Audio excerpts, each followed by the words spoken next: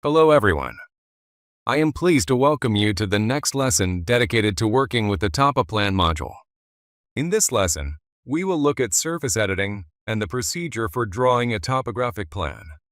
Let's continue based on the previous surface we imported in the last lesson. In the Topoplan tab, let's use the Add Mesh Edge command. In the command line or on the cursor, a prompt appeared asking us to specify the first point of the edge. Let's specify it. Now we need to specify the second point. Let's specify it. As we can see, a new edge has appeared. Note that an edge can only be created when there are large green and red points indicating where it will be located. Now let's flip the edge. This is possible using the Flip Edge command. Activate the command, and we will be asked to specify the edge to flip. When hovering, the area where the edge will be flipped will be highlighted in blue, and the edge itself will be marked with a thicker blue line. Edges can be deleted using the Delete Edge command. Activate the command and pay attention to the command line. Let's use the Edge option, which will allow us to directly select edges and delete them. For example, click on several edges and delete them.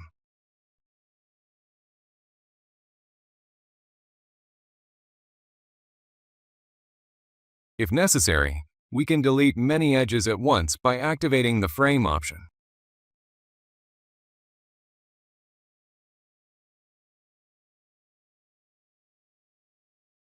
You can add points to our mesh using the Add Point command. Activate the command, and a prompt will appear asking us to specify the mesh to which the point will be added. Specify our mesh, and now we are asked for the new point's position.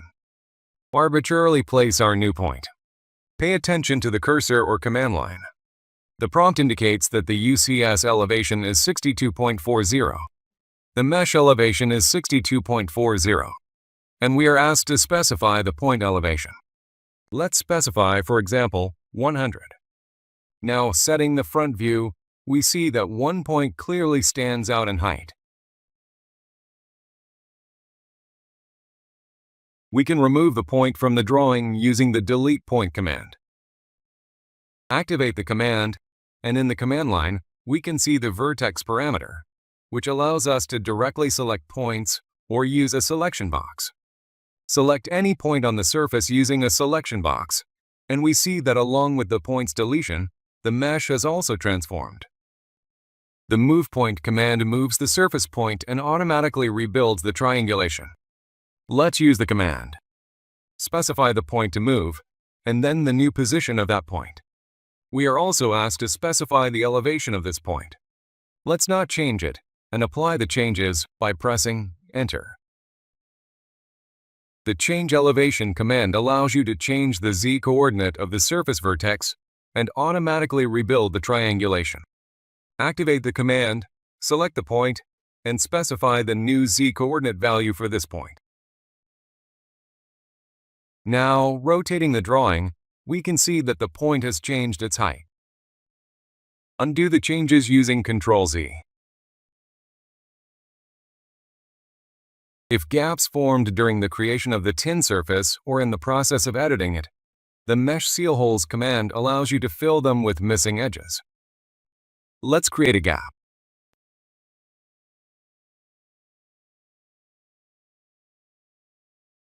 Activate the command, and we can see that the area with the gap is highlighted in red.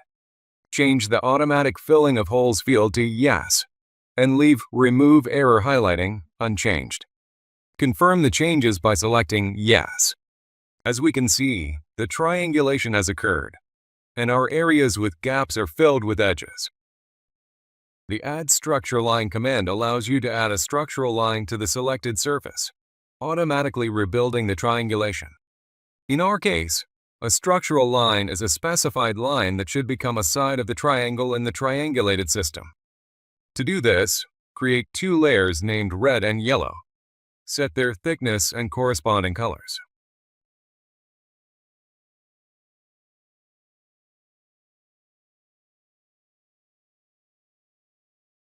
For convenience, let's disable 3D snaps and dynamic UCS.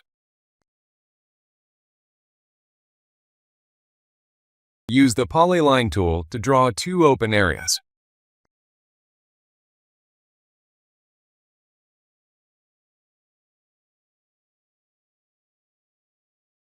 Change the value in the elevation fields to 62 for the yellow line and 64 for the red line.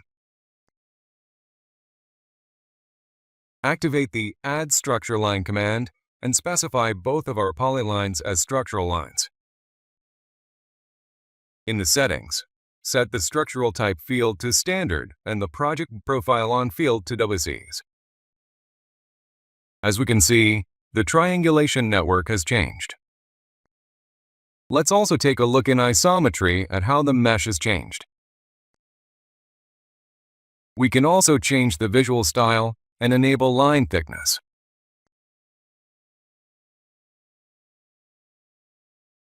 The command has been enhanced with the ability to construct retaining walls.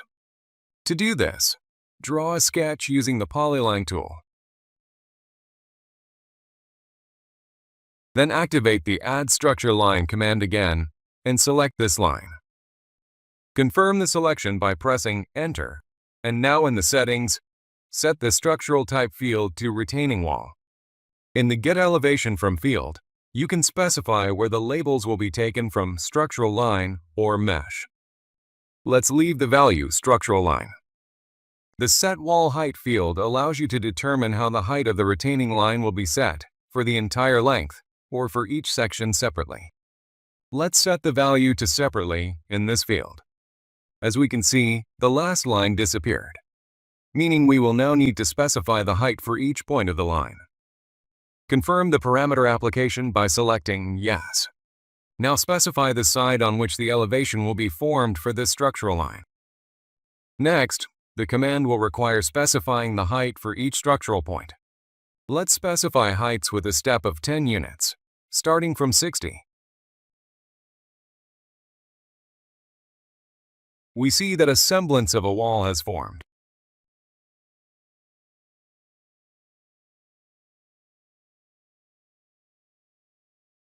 Let's draw an arbitrary rectangle.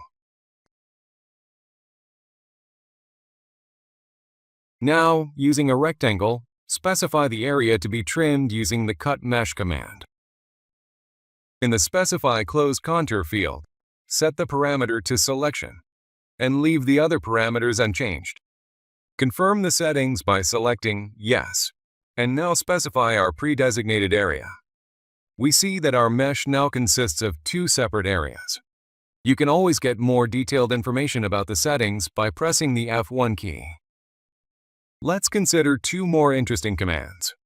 The first one is the Simplifying the Mesh command, which helps reduce the number of triangles in the selected surface. Specify the surface, and now in the settings on the left, specify the required parameters. Let's set the value to 2000 in the Target Faces field.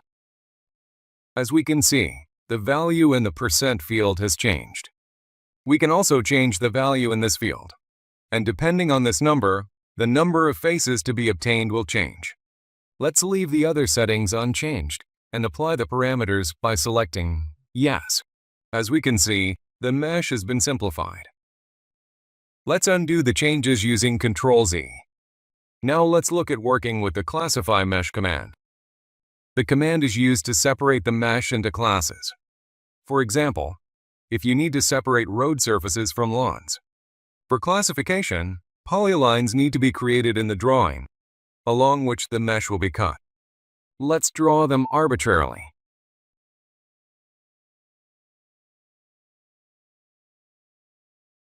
Now activate the command and confirm the settings by selecting Yes. The program will ask us to select the polyline within which the points will be classified. Press Enter, and we see that the mesh inside this area has moved to the line layer and represents a separate object. Let's undo the changes using Ctrl-Z.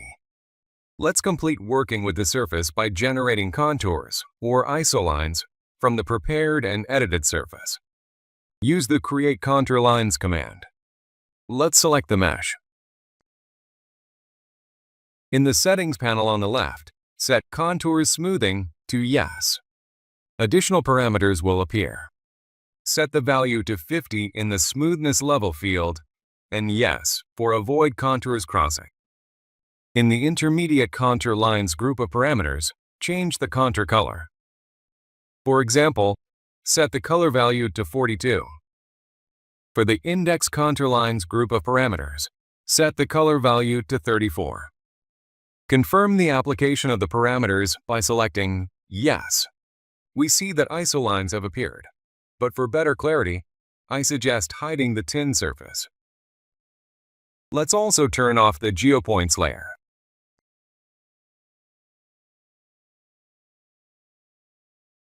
Continuing to work with the terrain, let's add labels and Bergstriches to the contours.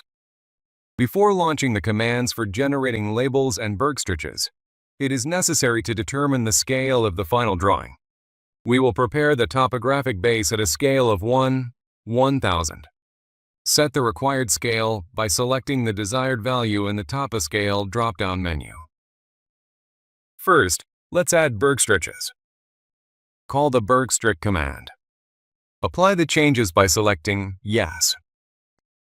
In the command line, the program will ask you to specify the location of the Bergstrokes. Place them in several locations. Next, add labels using the Contour Lines Label command. Apply the changes by selecting Yes. In the command line, the program will ask you to specify the location of the label. Label several contours. If there are contours on the drawing or they were drawn incorrectly, they can be deleted using the Delete Contour Lines command. Undo the changes. Let's look at the procedure for drawing a 2D slope on the drawings. This can be done using the Create 2D Slope command, which allows you to create various types of slope symbols, cliffs, and retaining walls. Activate the command. In the settings, you can see the slope sign parameter, which can change the display of this slope on the drawing. Set the value in this field to 280 stone retaining walls, leaving the other settings unchanged. Specify the points of the slope's top, and then the slope's base.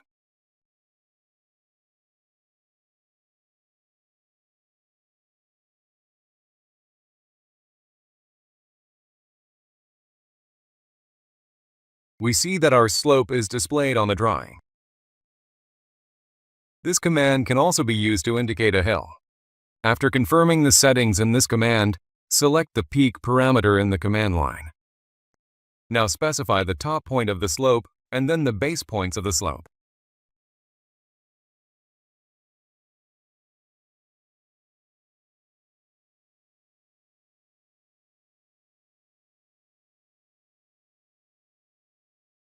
Lines indicating the slope have appeared. In the drawing, the slope is selected as a single set of objects, parts of which can be moved. Let's also try to create a 3D slope. The program constructs a three-dimensional slope based on the surface or objects. After starting the 3D slope command, configure the slope type and characteristics in the panel. The parameters vary depending on the slope type and the method of indicating its edge. Set the construction method field to From Object and the step to 5. Apply the changes by selecting Yes. Specify the upper edge of the slope and then the lower edge. Lines describing the relief of our surface appear. In some cases, it may be necessary to create a profile line. The Create Profile Line command is used for this purpose. It allows you to create a 3D polyline object that lies on the mesh and accurately follows the terrain of its surface at a specified location. To create the object, a triangulated network is required. Activate the command. Select the UCS option in the Project Profile On list. The profile line is defined by specifying several nodes, with the option to automatically close its ends or extend them to the edges of the mesh. Profile lines can be used to place surface elevations along routes, generate reports, etc. Let's take a look at the result. I also suggest changing the visual style for clarity and removing the line at the base of the retaining wall. Similarly, we can draw a polyline and project it onto the surface. This can be done using the Project Line to Mesh command. Draw a polyline and use the command.